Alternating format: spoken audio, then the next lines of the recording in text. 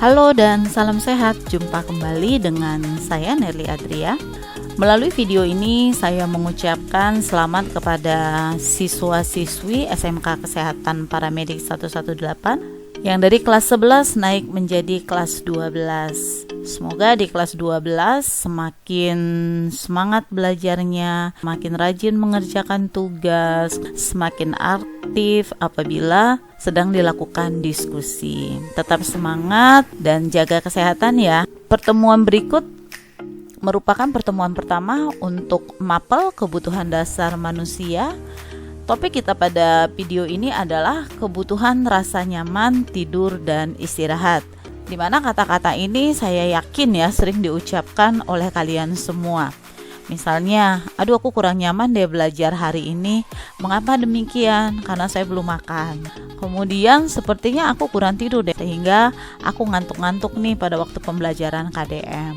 Istirahat, aku sudah lelah nih belajar, kapan ya jam istirahat? Nah seperti itu ya. Kompetensi dasarnya adalah ini ya, bisa dibaca. Setiap orang membutuhkan istirahat dan tidur agar orang tersebut dapat mempertahankan status kesehatan pada tingkat yang optimal. Selain itu perlu juga diketahui bahwa proses tidur itu dapat memperbaiki berbagai sel di dalam tubuh. Pemenuhan kebutuhan istirahat dan tidur terutama sangat penting bagi orang yang sedang sakit. Mengapa demikian? Untuk memperbaiki kerusakan pada sel. Jika kebutuhan istirahat dan tidur seseorang tercukupi, maka jumlah energi yang diharapkan untuk memulihkan status kesehatan dan memperbaiki kegiatan dalam kehidupan sehari-hari biasanya akan terpenuhi. Selain itu, ada juga orang yang mengalami kelelahan. Nah, biasanya orang yang mengalami kelelahan membutuhkan istirahat dan tidur yang lebih dari biasanya. Pengertian, rasa nyaman, tidur, dan istirahat. Saya yakin siswa semua sudah paham juga ya, karena sudah sering mendengar kata-kata ini. Mungkin pengertiannya juga kalian sudah paham. Di sini Ibu hanya akan mengadakan persamaan persepsi. Rasa nyaman adalah suatu kondisi telah terpenuhinya kebutuhan yang sangat mendasar dalam diri manusia. Nah, contohnya di sini adalah ketentraman, kelegaan, ya. Jika kebutuhan ini terpenuhi, biasanya dia akan terlihat tenang. Istirahat, keadaan bahwa seseorang terlihat rileks tanpa adanya tekanan emosional. Maksudnya di sini bukan hanya dalam keadaan tidak beraktivitas, tetapi juga pada kondisi di mana seseorang membutuhkan suatu ketenangan. Tidur, suatu kondisi perilaku dari individu yang biasanya relatif tenang terjadi pada waktu tertentu, di mana dalam kondisi tersebut terjadi atau berkurangnya kesadaran sehingga bisa membantu tubuh di dalam memperbaiki atau melakukan pemulihan sistem tubuh. Fisiologi tidur merupakan pengaturan kegiatan tidur oleh karena adanya hubungan mekanisme cerebral yang secara bergantian untuk mengaktifkan dan menekan pusat otak agar dapat tidur dan bangun.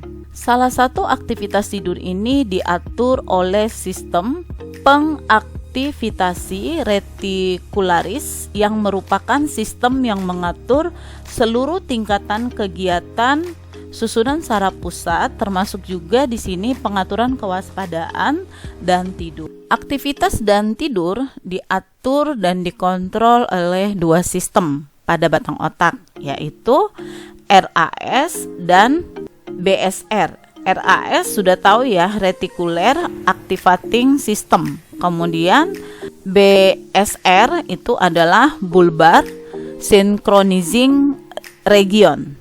RAS ini di bagian atas batang otak, yakni memiliki sel-sel khusus yang dapat mempertahankan kewaspadaan dan kesadaran dengan memberi stimulus visual, kemudian pendengaran, nyeri, dan sensori raba, serta juga bisa dilihat dari emosi dan proses berpikir.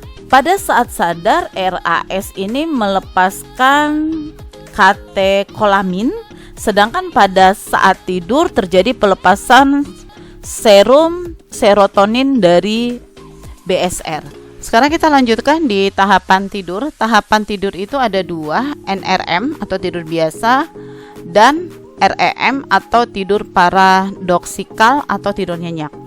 Tidur NRM disebut juga sebagai tidur gelombang pendek karena gelombang otak yang ditunjukkan oleh orang tidur itu lebih pendek daripada gelombang alfa dan beta yang ditunjukkan oleh orang yang sadar. Pada tidur NRM ini terjadi penurunan sejumlah fungsi fisiologis tubuh. Di samping itu juga semua proses metabolik termasuk tanda-tanda vital, kemudian metabolisme dan kerja otot melambat. Tidur NRM sendiri terbagi menjadi 4 tahap, yaitu tahap 1 sampai 4. Kemudian tahap 1 dan 2 disebut sebagai tidur ringan. Kemudian tahap 3 dan 4 ini disebut sebagai tidur yang dalam. Tahap 1 terjadi dalam 5 menit, kondisi sadar beralih menjadi tidur. Ya, proses mau tidur biasanya akan terjadi merasa penglihatan kabur, kemudian rileks, mata bergerak ke kanan ke kiri, kecepatan jantung dan terjadi penurunan dari pernapasan. Tahapan ini biasanya seseorang masih bisa dibangunkan dengan mudah, ya, tapi dia dibangunkan seperti orang ngelamun gitu ya. Kemudian tahap 2 berlangsung dalam waktu 10 sampai 15 menit. Tidur secara ringan di mana proses tubuh terus menurun, mata mulai bergerak-gerak, kecepatan jantung, pernapasan menurun, kemudian suhu tubuh dan metabolisme menurun pula. Pada tahap 2 ini biasanya seseorang bangun lebih relatif mudah. Kemudian tahap 3 ini merupakan proses awal dari tidur yang dalam, berlangsung 15-30 menit. Otot dalam keadaan santai, jantung berdetak cepat, pernapasan mengalami penurunan, sulit untuk dibangunkan. Biasanya kalau udah tidur dia jarang bergerak ya. Kemudian tahap 4, tidur dalam berlangsung antara 15-30 menit, kecepatan jantung, kemudian penurunan pernapasan. Kemudian orang tersebut dalam keadaan rileks, kemudian jarang bergerak, biasanya sulit untuk dibangunkan. Sekarang kita masuk waktu yang dibutuhkan untuk tidur. Nah, ini nanti bisa dilihat di data ini ya. Ini dilihat berdasarkan umur ya. Misalnya 0 sampai 11 bulan. Nanti bisa dilihat jumlah kebutuhan tidurnya berapa ya dalam 24 jam. Sekarang kita akan lanjut faktor-faktor yang mempengaruhi tidur. Yang pertama adalah penyakit. Seperti kita ketahui bahwa penyakit dapat menyebabkan nyeri atau distres fisik yang dapat menyebabkan seseorang mengalami gangguan tidur. Kemudian individu yang sakit membutuhkan waktu tidur yang lebih banyak daripada biasanya. Siklus bangun kemudian tidur itu selama kita sakit juga dapat mengalami gangguan. Kemudian yang kedua adalah lingkungan. Faktor lingkungan dapat membantu sekaligus menghambat proses tidur seseorang. Yang dapat menghambat upaya tidur di sini contohnya temperatur yang tidak nyaman atau ventilasi yang buruk dapat mempengaruhi tidur seseorang ya. Akan tetapi seiring waktu individu juga bisa beradaptasi dan tidak lagi terpengaruh dengan kondisi tersebut. Misalnya kita di suatu tempat, kita biasanya tinggal di tempat yang dingin, kemudian kita pindah, kita dapat di tempat yang cuacanya panas ya, hawanya panas. Biasanya kita minggu-minggu pertama kita mengalami susah tidur ya, karena panas, gerah dan segala macam. Selanjutnya adalah motivasi. Ini berhubungan dengan keinginan untuk tetap terjaga, terkadang dapat menutupi perasaan lelah seseorang. Sebaliknya, perasaan bosan atau tidak adanya motivasi untuk terjaga seringkali dapat mendatangkan rasa ngantuk ya. Kemudian selanjutnya kelelahan. Kondisi tubuh yang lelah dapat mempengaruhi pola tidur seseorang. Biasanya semakin lelah seseorang, semakin pendek siklus tidur REM. Nah, setelah beristirahat biasanya siklus REM ini akan kembali memanjang.